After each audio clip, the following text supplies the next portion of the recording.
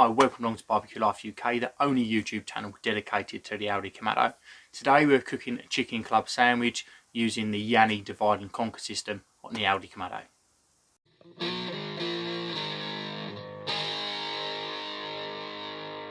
So to start off with today, we need to start to prepare our chicken. So I had some chicken breasts in the freezer that I've taken out, butterflied them out flat because it makes it easier and more even cooking. And then we're just going to get some seasoning on these. So I'm going really simple with the seasoning all the way through this entire cook today. So we're just going to go on with some salt, sprinkle a nice liberal amount of salt just on the one side, and then we're going to go pepper on top of that, again just on one side, and then a small sprinkling of paprika on top of that, only on the one side. I don't want to be overpowering the chicken with other flavours, I just want to give it a slight little lift. So we're going to put that chicken into the fridge for about half an hour, just to let that salt and paprika and pepper just get into the chicken and just flavour it slightly. So while that's sitting in the fridge, we're going to get our Kamado lit.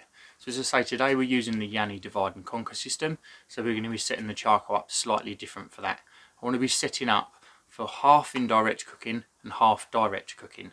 So to do this, I've banked all my charcoal over one side of the Kamado, put a couple of little wax woodies into the bottom, and then that is going to light the charcoal just on that one side of the Kamado. Once them woodies have gone out, we're going to go in with our divide and conquer system. So as I say, we're setting up for half indirect, so I've got a half moon ceramic plate on one side, and above that I'm using the grill grate at the top level, and then on a direct side, directly over that charcoal that we've just lit, we're going in onto the bottom rack with our other rack. So we're using the two different levels of height that come with that system. So we can let it come up to temperature. We're looking for around 200 degrees today. So once we're up to temperature, we're going to put our chicken on the indirect side for a few minutes first. So we're going to get that on, and we're just going to let it start to cook through before we finish it off over a direct side. So about 10 minutes just over there, and we're just going to start to cook it through before we get some colour on there. After 10 minutes, we're going to move that chicken over to the direct side on that lower grill grate, so we can get a nice bit of colour on there. Once we've got the chicken over there, we're going on with our bacon on the indirect side again, because the high fat content in bacon is going to be an issue if we cook that over a direct heat. So we get our bacon over that side, and this bacon I have seasoned with a small amount of my favourite barbecue rub. So that's the core powder from the Rusty Barbecue Company, but you can use any barbecue rub you want. So you put a small amount on there, and then we're going to get that on the indirect side of the barbecue.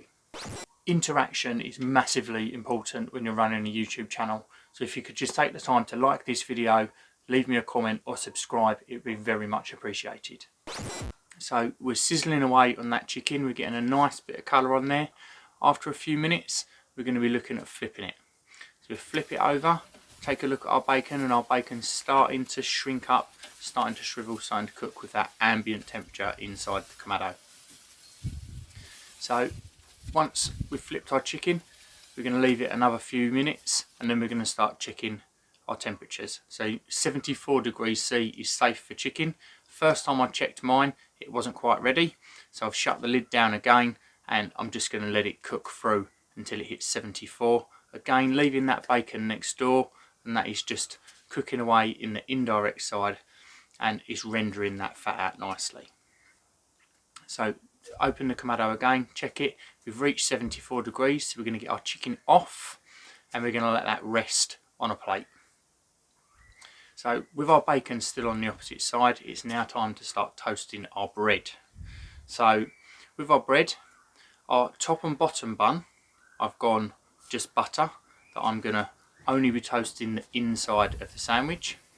And then our middle piece of bread, which is what the club actually is, that is the middle piece of bread in any sandwich is called a club. So a Big Mac technically is a club sandwich because it has that slice of bread through the middle.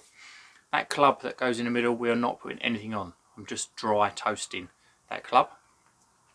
And we're going to get that on, and we're just going to get a toast on them.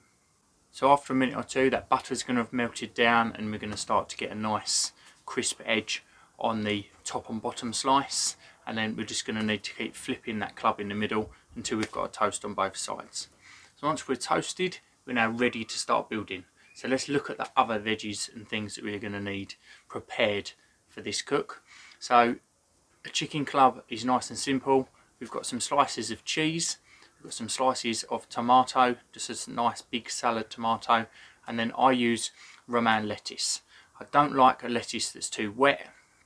I want a nice piece of bite. So we've got all of this laid out and it's time to start building. So we take our bottom slice, pop that down. Onto the bottom slice we're going cheese first of all. Onto the cheese we're going our chicken, which I pre-sliced off camera a minute ago. So get that on top of the cheese. Then we're going some tomato and then some lettuce. Now it's time to put our club in the middle. So our toasted piece of bread, I'm going on here. Now traditionally you would only go on with mayonnaise, but I like to add a small amount of mustard to my mayonnaise. So an American mustard. So about 1 to 3 parts. So 3 parts mayonnaise, 1 part mustard. Give that a good mix, and then that is what I put on 1/2 of my club.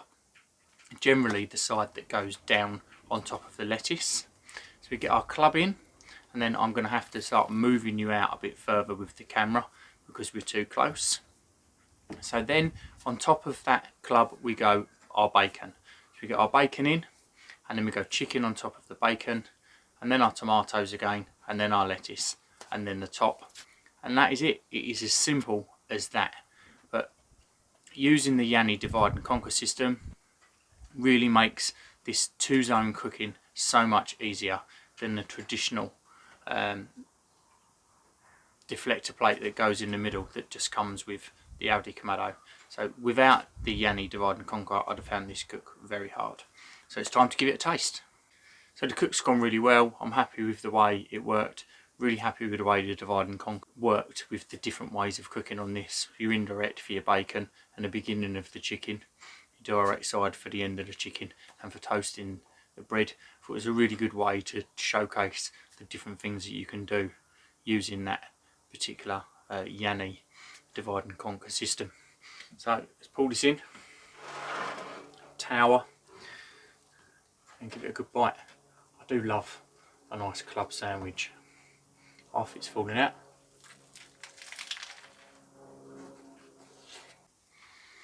I enjoyed that so much I've paused the video and I've eaten that complete half before I've come back to you. As I said before I took a bite, I absolutely love a chicken club sandwich. It is so simple, the ingredients in there. You can just enhance them a little bit just with a little bit of paprika on the chicken, a little bit of barbecue rub on your bacon, but nothing too overpowering. I don't want to only be tasting barbecue rub, I don't want to only be tasting paprika. You take a bite of a club sandwich and you can taste every single thing in there. I love the crunch that you get from your toasted club in the middle and from the lettuce. I always make sure I use a nice strong lettuce in a sandwich like this. I don't want anything too watery like an iceberg. I like a nice bit of crunch to go through. Then you've got, mixed in with that crunch, you've got the softness of the tomatoes and the acid, the acid that comes through with that. It just works so well. I absolutely love it. So if you like what we're doing at Barbecue Life UK, then please do subscribe to the channel. Make sure you like the video, leave us a comment, and thank you very much for watching. Please check out my other AK cooks over here and subscribe over here. Cheers.